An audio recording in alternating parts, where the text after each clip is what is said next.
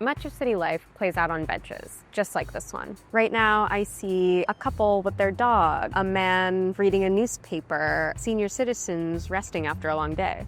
But the bench, as we know it in New York City, is fading. At the $1.6 billion Moynihan train station, which is a modern public space, there's a noticeable lack of seating. Many people sit on the floors while they're waiting for their trains. And earlier this year, the MTA rolled out leaning benches in one of its subway stations. This is an example of hostile architecture. A lot of it is aimed at keeping homeless people out of public spaces.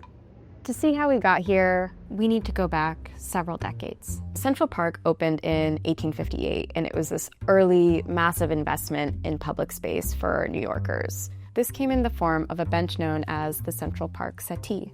It's kind of delicate looking. It has these thin, flared legs made of cast iron, which was this popular, easy-to-use, moldable material. Around 60 years later came the chrystie-forsythe bench. This bench is bulkier than the settee. It has this concrete base. You can see it's usually entrenched into the ground. But both options were similar in that neither of them had armrests. Without armrests, there's more social interaction that can take place. But then the country entered the Great Depression, and there was this spike in homelessness. Many people were sleeping in Central Park at the time, including on its benches.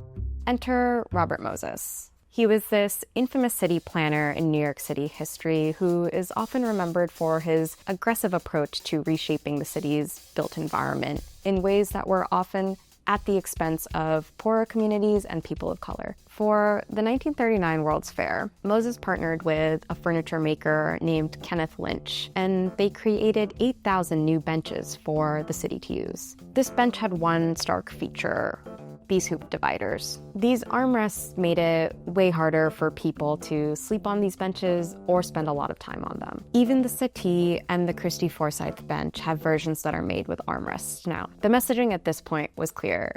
If we don't provide places of respite, the homeless would simply disappear. But all these changes, all these redesigns did not, in fact, solve homelessness. This year, an estimated 4,500 people were living on the city's streets and subways, a 2-decade high. And as of July, there were 104,000 people sleeping in the city shelters. The spread of the leaning bench and the lack of seating at places like Moynihan or around the city signals to homeless individuals that they are not welcome in these places. It signals to all New Yorkers that these are not social places. These are places to simply pass through.